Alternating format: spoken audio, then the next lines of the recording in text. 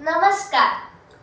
पुन्हा एकदा तुम्हा सर्वांना मी एक छान राग घेऊन आली आहे.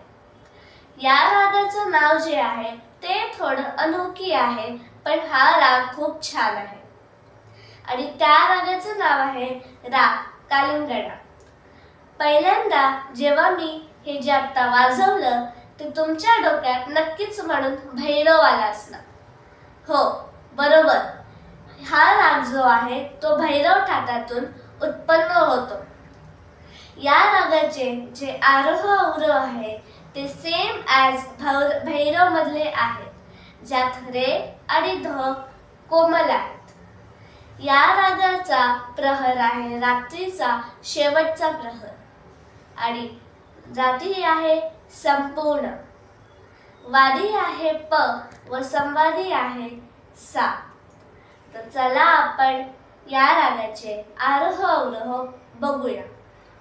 मी आरोह अवरोह गाण्याच्या आधी एक गोष्ट सांगायला आवडेल की या रागात जे आरोह अवरोह आहेत ते भैरव रागाचे आहेत, पण तो भैरव राग वाटू नये अकॉर्डिंग टू मध्यमा या जे मेन स्वर ज्यावर आपण भार देणार त्याला आपण मींड घेणार.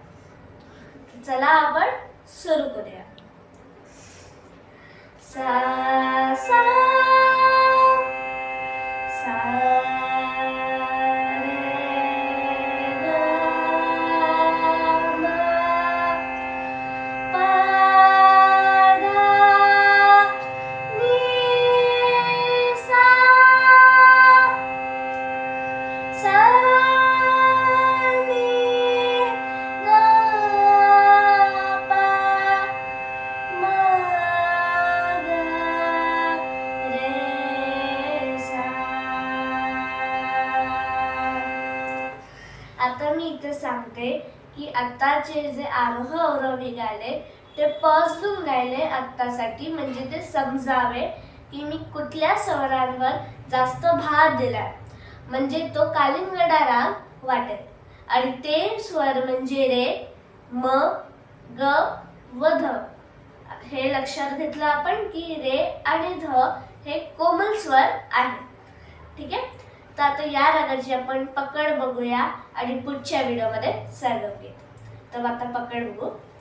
सा सा प म ग म नि सा रे ग म. आता याला सेम मी पुन्हा बोलते कारण ही पकड थोडी कन्फ्युजिंग आहे, कारण यात उतार व चढ खूप आहेत. धा पा ग म ग नि सा रे ग म.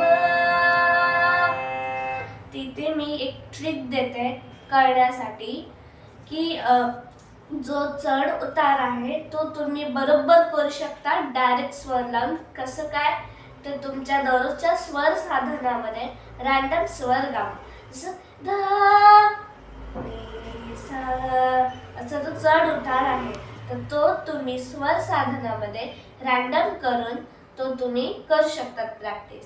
मी त्याचाही एक व्हिडिओ मी अपलोड करेन. आजच्यासाठी एवढंच. धन्यवाद.